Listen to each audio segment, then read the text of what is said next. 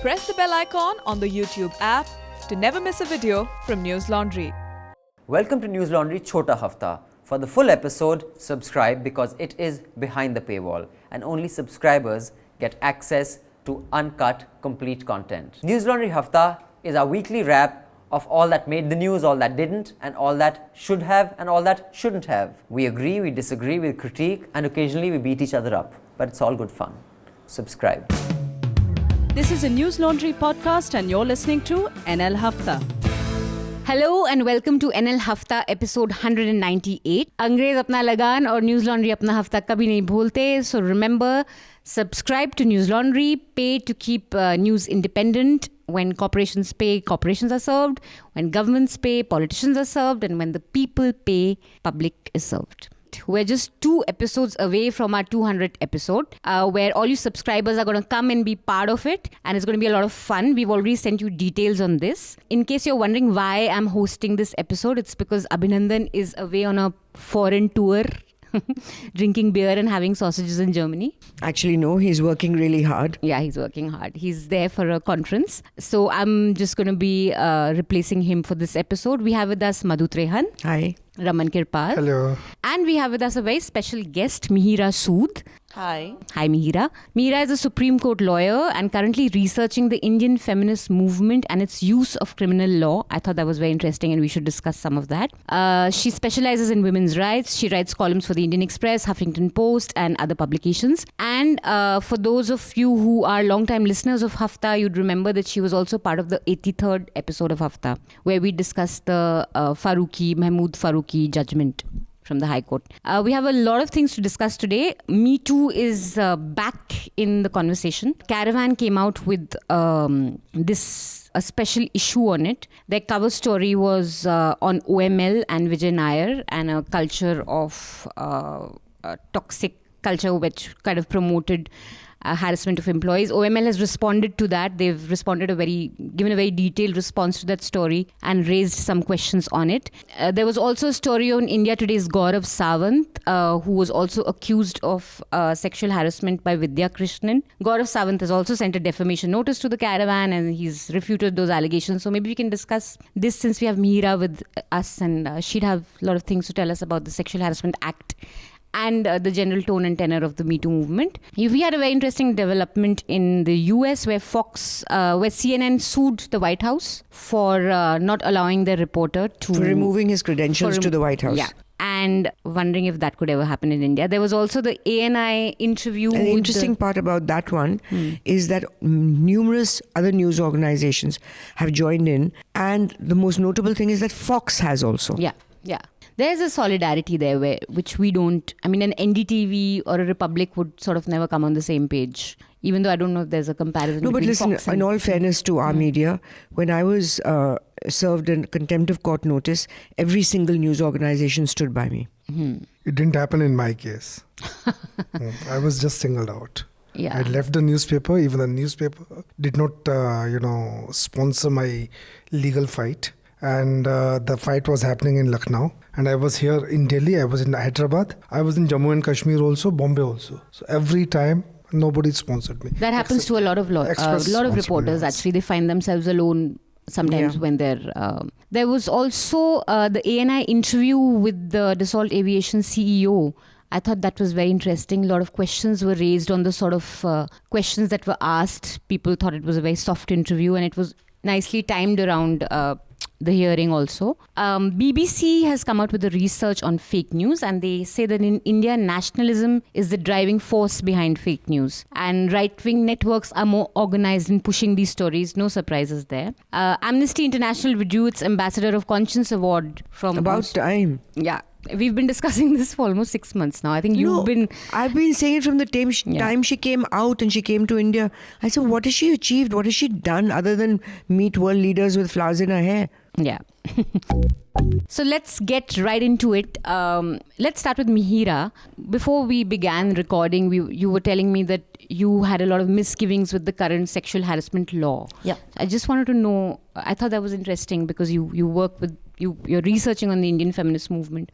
Why do you think it's I think that there are a number of problems with it. To start with, just by way of background, if you read the Verma Committee recommendations, which I was part of, at that time this act was just a bill, and it was something that we looked at, and our recommendations were very strongly against it. And we had recommended a completely different scheme of protection, which, at the government, perhaps in its haste or for whatever reason, ignored. And after the recommendations were passed, it just picked up the bill as it was and passed it into an act. At the core of our misgiving with the bill was that the ICC can never be truly independent. The way it's set up, and looking at the reality of workplaces in India, primarily the Act does apply to corporate workspaces. There's been an attempt in the definitions, of course, to broaden that, but in reality, we're looking primarily at the corporate workspace. You have a committee with members from within the organization who would feel beholden to the management of the organization. They're required to be senior employees. In most of the cases, the accused is in a far senior position to the complainant, and would end up being far closer personally to the people on the ICC, as well as being perceived as more indispensable to the management. You have the provision of an external member, but again, that person has no veto power, in the deliberations. The decisions are usually taken by consensus. The Act doesn't really specify how the decisions are to be taken, but the norm is that it's done by consensus. That external person is also paid by the management. And, this has become a profession of sorts as well, where you have people serving as external members on various ICCs of, numerous corporates, and, are essentially on their payroll. So the independence of the ICC is severely compromised, which is something that we had severe misgivings about. The Act is very ambiguous on the role of the police. At one place, for instance, and this is something that we see coming out with Me Too again and again. I'm very uncomfortable, for instance, when people say police should take suo motu cognizance, because I feel very strongly that these are, how to take a complaint forward has to be, with the victim, with the complainant, if she is a complainant. That is, if she has approached the authorities. The Act is very ambiguous. At one place, it says that the ICC and the organization should assist her, should she, in whatever manner possible, should she choose to file a police complaint. And at another place, it in fact says that they have to take it upon themselves to file that police complaint, whether or not she wants it. Okay. So I think that the question of the agency of the victim in terms of how she wants to proceed is not something that is foregrounded in this Act, or in fact in any of our conversations about Me Too today, when we talk about suo motu cognizance and all of that. No, that's true for a lot of, like when the MJ Akbar story came out, and even some of the stories where it's not really harassment, it's what is being described as assault. Even I, felt that some of these stories, the police should take suo motu cognizance, but it's true that if it really has to be the complainant's prerogative whether she wants to, because a lot of the times some of these stories, like the caravan story on Gaurav Sawant, it really comes across as a story where she wants closure. She's put out what she's put out, but she really wants to put this out as to sort of end silence, but there's no demand for, or no really conversation about whether she wants the organization to fire him, or if she wants the police to take action, or if she wants this guy to sort of lose his job or whatever. It's really about her speaking about what she was quiet about 15 years ago. This is, again, it's one person's word against another right now. Very little investigation is happening, whether you see it journalistically or you see the police. Nobody is stepping in. Like if, say, in case of Gaurav Sawant only, if you are she has given her narrative. Yeah. Now that entire narrative needs to be reconstructed if you want to take any legal action. So yes, in this case you are right. It sounds like a closer. More like a closer She's pretty. Though in the story, there is one corroborating detail that they have added, is that immediately after this incident, she spoke to her boyfriend then and cried to him and told him what has happened. So the reporter did check with the now former partner. What I feel that there you can have even material evidences. For instance, it happened 15 years ago. So if you go to the army and find out what junket it was and who were the members, so that is one way of establishing, yes, That, two of that them they were at least present there together. there. So That's I think true. the reconstruction requires it's various stages. So that is not happening in any of the cases, in fact. Any of the cases. So this Which is where why I then find they're that- open to sort of notices that are being... Yeah. Moving on from that, the ANI editor-in-chief, Smita Prakash, interviewed Dassault Aviation CEO Eric Trappier, who basically said that Congress's allegations are all crap and it was our decision to go with Anil Ambani and there was no pressure on us and there's no question of crony capitalism there. And he also said CEOs don't lie, which was really picked up by everyone because that's a lie. That we have to say we are rolling our eyes. Yeah, and also ANI always manages to get stories which somehow makes the Modi government look good. Whether it's finding some guy... It was orchestrated completely. I mean, when it comes to the interview, if you just see how the entire thing started, and when the opposition started building up pressure, there was also pressure from the interest groups like Prashant Bhushan, Arun Shourie. I mean, they were pressure groups, so they were also putting pressure on these. Then the government came up with its own narrative to defend itself. So I think ANA interview is just part of it. It happened because the government wanted it, and the CEO spoke what the government wanted. I think so no disturbing questions were asked. This government gets an award for media management. Yeah, absolutely. In every form, whether it's Absolutely. television interviews or planting stories in print or social media, whatever, they're quite amazing. They are very organized, I must say. Not only in this, also making nationalism the driving force, all over. Did you read the BBC story on how Fake news. the fake news and how it's in its primary usage in India is by the Indian right wing. That is true, and that's really no surprise. I mean, all the top sort of postcard news or Satya Vijay and all And you these can fake news. tell that they're being directed because they're all identical. Yeah. Regardless of the platform, regardless of the publication or person who says, I have no affiliation with it.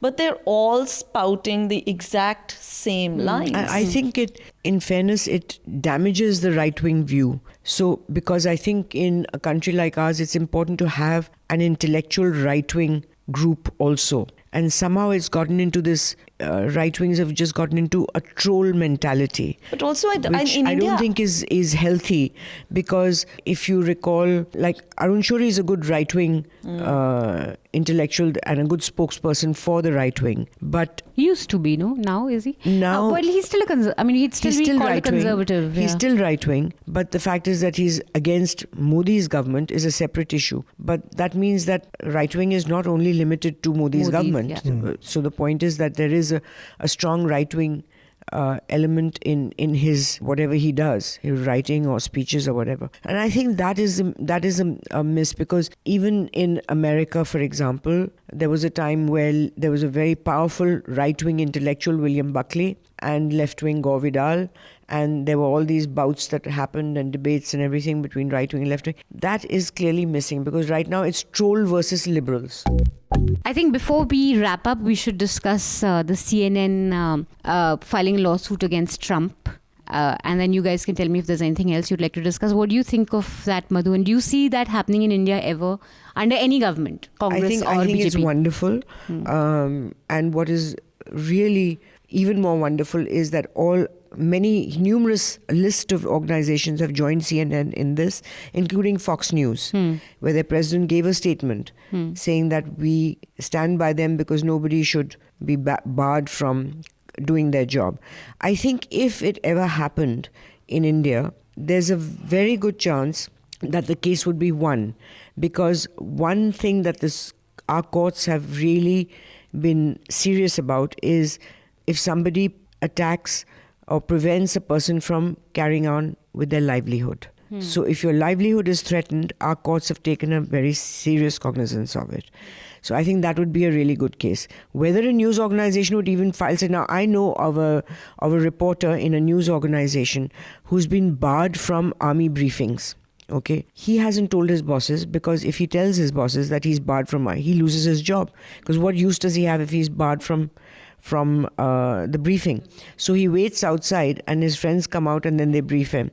Now, the same thing is that there are journalists who've lost their jobs because they've been denied access.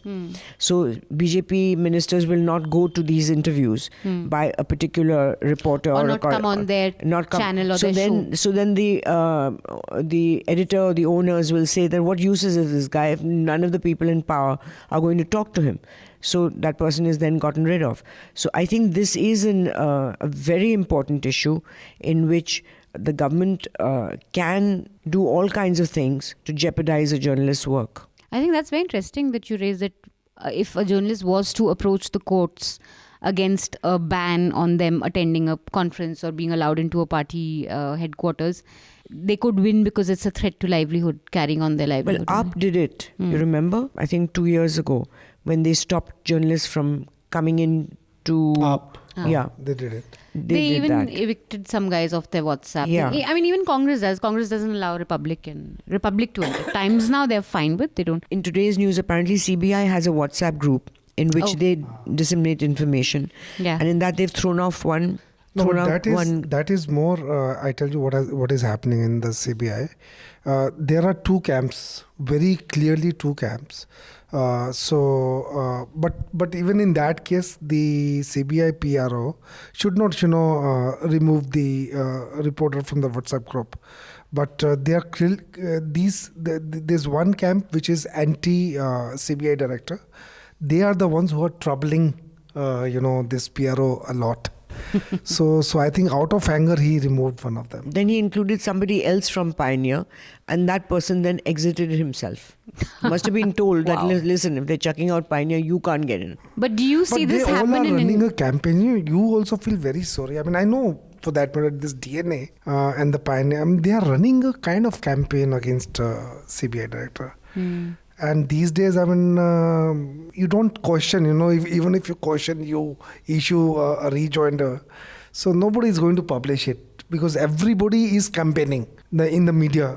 And especially when it's stories about the CBI, none of the CBI people can actually go on record. They're not allowed to speak to the press. So it's always plants and... It's interesting how in India, the government, any government, has been able to really like set the terms of its relationship with the media rather than the other way around. No, this government has been more powerful in that. Much more. In the sense that there are no press conferences. Yeah. And Narendra Modi has not given a single press conference. It's a one-way street, Man Ki Baat. And what he's achieved, it's very insidious. They're just talking. Very insidiously, what he's achieved is you have media literally like... There's no question of solidarity because they're all jumping over each other to get that one scrap, that one scoop of information, that one, if they just banded together, they could renegotiate the terms and say, you know what, you're fighting an election. We're not going to give you any coverage unless you give us the kind of access we want on our terms. And what would happen if, say, all the media got together and demanded a press conference of Narendra Modi? The kind of power that the media has, they're just not using because they don't want to stick together. They're too scared. They don't know what's going to happen. But in an election year, the media has all the power. Yeah, and it's true that... More than the scary thingy, I mean, I think they have become part of the government. The many media groups that I know. They'll become part of any government. Narendra Modi announced it the week he became Prime Minister. He says the media is not going to decide the conversation. We are. And they have. All of you listening in, the Chhota Hafta, do subscribe so you can listen to the entire Hafta. We will see you again next week with the Hafta. Till then, subscribe, pay to keep news free, because when the public pays, the public is served. When advertisers pay, advertisers are served. Thank you. Goodbye. All the News Laundry podcasts are available on Stitcher, iTunes, and any other podcast platform. Please subscribe to News Laundry. Help us keep news independent. To catch all our podcasts on news, pop culture, current affairs, and sport, visit newslaundry.com. Follow us on Facebook, Twitter, and Instagram, and subscribe to our YouTube channel. Sun liya Afrika, mufat khoron. Not to brag or anything, but News Laundry Hafta features in the top 50 in the world on SoundCloud in the news and politics category for podcasts. So do subscribe and see what you're missing, because when the public pays, the public is served. When advertisers pay, Advertiser served. Subscribe, help keep news independent and free. All News Laundry podcasts are available on iTunes and Stitcher and any other podcast platform.